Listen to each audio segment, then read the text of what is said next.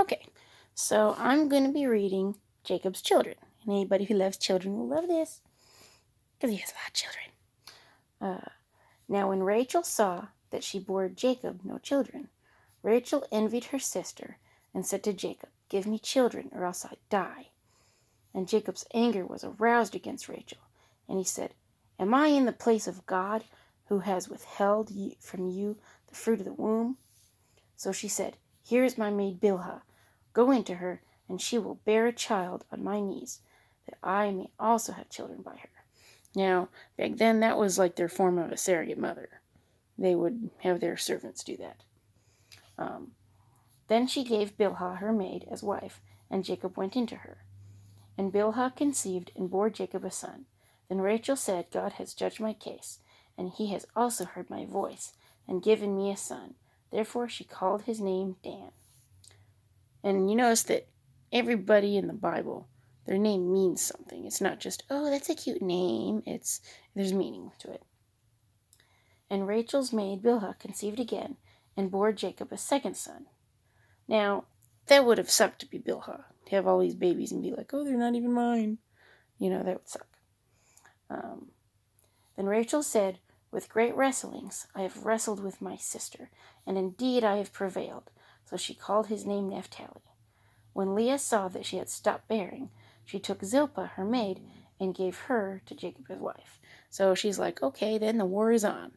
So now they're having babies, not because, oh, I love babies so much, it's because the war is on. And that kind of reminds me of not all food stampers, but there's a lot that they will have babies just for getting the food stamps. I know because there was an actual lady that went through my friend's line at work and flat out told her that she had like 5 kids and 1 on the way. And she was like, oh yeah, I'm having these babies so that way I can, stay home. And I'm like, that's sad. Okay, when I tried to get food stamps, they said, nope, your hubby makes too much at $11 an hour. And he was the only one making money at the time, because I was not even on the schedule for like 3 weeks. So yeah. And Leah's maid Zilpah bore Jacob a son. Then Leah said, "A troop comes." So she called his name Gad. So I guess, if they have so many kids, they call them a troop. And Leah's maid Zilpah bore Jacob a second son.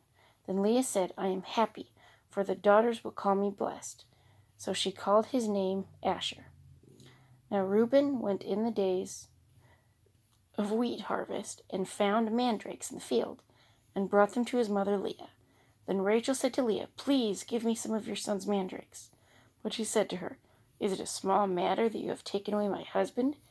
Would you take away my son's mandrakes also?" So Leah is really having issues because she wants the love of her husband. She was married to him first. But Jacob's heart was never for Leah. It was always for Rachel. You'll notice that, this day and age, there's always one woman that a man will just love beyond anybody else. That's probably the one he's supposed to be with. And Rachel said, "Therefore he will lie with you tonight for your son's mandrakes."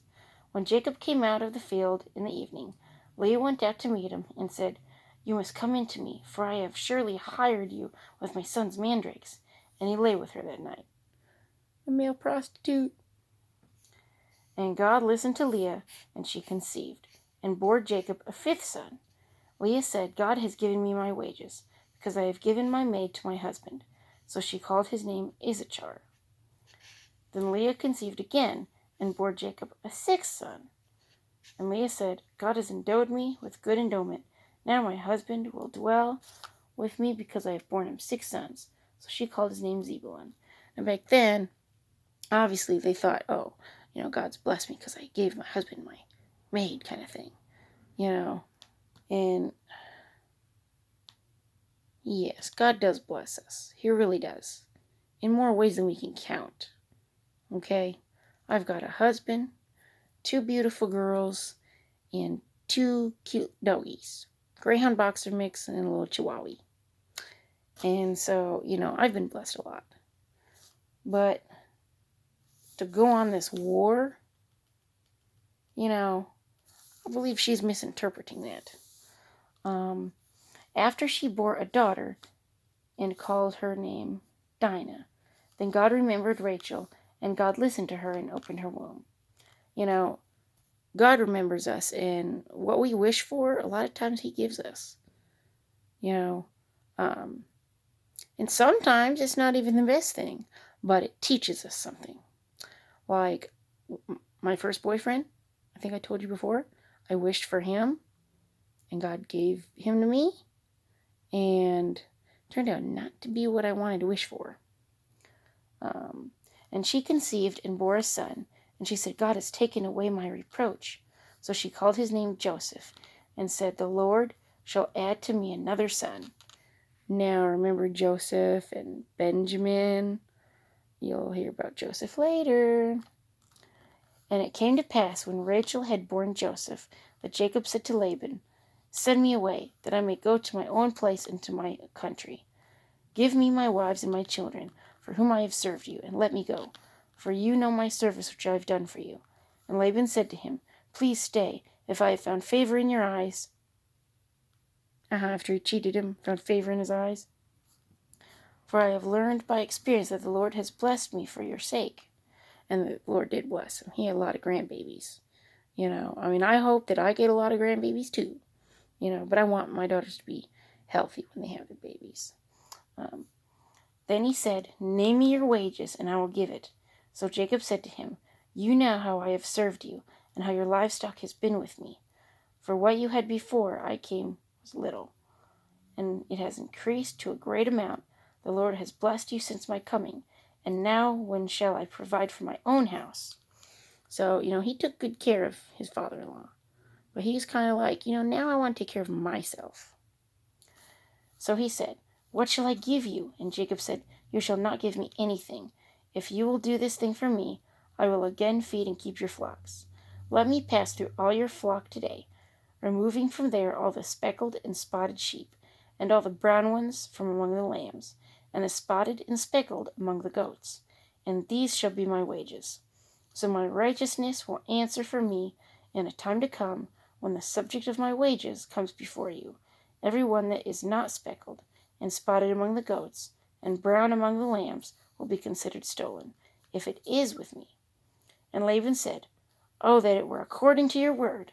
So he removed that day the male goats that were speckled and spotted, all the female goats that were speckled and spotted, every one that had come some white in it, and all the brown ones among the lambs, that gave them into the hand of his sons. Then he put 3 days' journey between himself and Jacob, and Jacob fed the rest of Laban's flocks. Now Jacob took for himself rods of green poplar, and of almond and chestnut trees, peeled white strips in them, and exposed the white which was in the rods. And the rods which he had peeled he set before the flocks in gutters, in the watering troughs where the flocks came to drink, so that they should conceive when they came to drink. So I don't really know exactly how that worked, but I'll have to research into that. So the flocks conceived before the rods, and the flocks brought forth streaked, speckled, and spotted. Then Jacob separated the lambs, and made the flocks face toward the street, and all the brown in the flock of Laban. But he put his own flocks by themselves, and did not put them with Laban's flock. And it came to pass, whenever the stronger livestock conceived, that Jacob placed the rods before the eyes of the livestock in the gutters, that they might conceive among the rods. But when the flocks were feeble, he did not put them in, so the feebler were Laban's, and the stronger Jacob's. So here it goes, getting tricky. Thus the man became exceedingly prosperous, and had large flocks, female and male servants, and camels and donkeys. So he's like, okay, you trick me, I trick you, the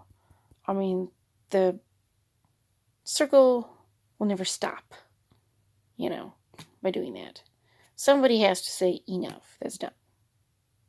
So anyway, But yeah, whatever you get out of that story, just let me know.